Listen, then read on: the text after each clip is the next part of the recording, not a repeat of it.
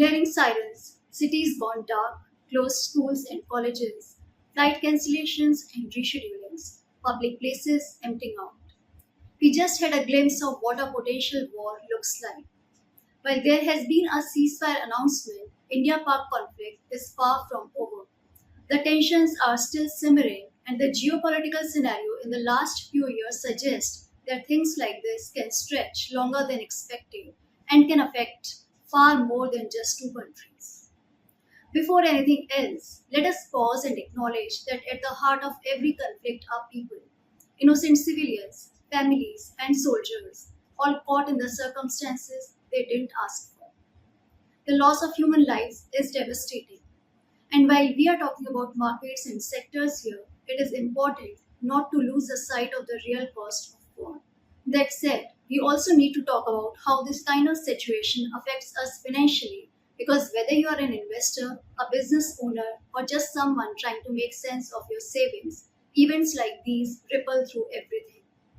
Whenever tensions rise between two major countries, especially in a region like ours, markets tend to react quickly and often sharply. Uncertainty spikes, capital starts moving towards safer assets. Sectors that rely on economic stability, like travel, entertainment, or infrastructure, tend to take a hit. And what we usually see is a shift in focus towards defensive and essential sectors.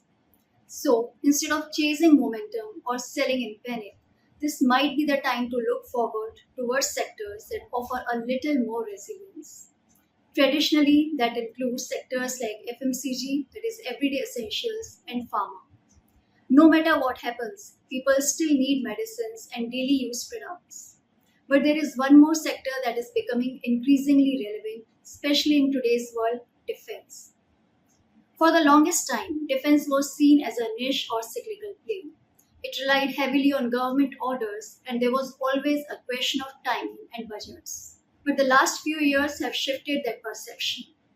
With rising geopolitical tensions globally and a stronger push for self reliance under the Make in India movement, India's defense industry is no longer a backseat player. It is moving to the front and center. In fact, defense may no longer be cyclical at all. It is starting to look like a structural long term growth story, one that is getting real with government backing, policy support, and investor attention. And as unfortunate as war is, situations like the one unfolding now tend to shine a light on this sector. So let us take a quick look at some Indian companies that are in focus. The leading names, as we all know, include Bharat Electronics, HAL, Data Patterns, Paras Defense, Solar Industries, Bharat Dynamics, Mazgaon Dock Shipbuilders, etc. Here are some more from the small cap space. First, Apollo Microsystems, that started as an electronics player, but it is now transforming into a defense tech provider.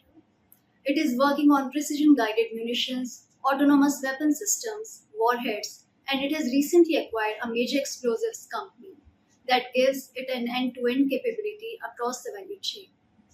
Second, DCX Systems, one of India's leading offset partners for global defense OEMs. In simple terms, whenever a foreign company sells defense equipment to India, they often have to invest a portion of that money back into the Indian ecosystem, and DCX helps make that happen. They manufacture subsystems and electronic components for everything from radar and sensors to armored vehicles and missile systems. The third is Premier Explosives. Premier is into explosive and solid propellants. 80% of its order book is defense related.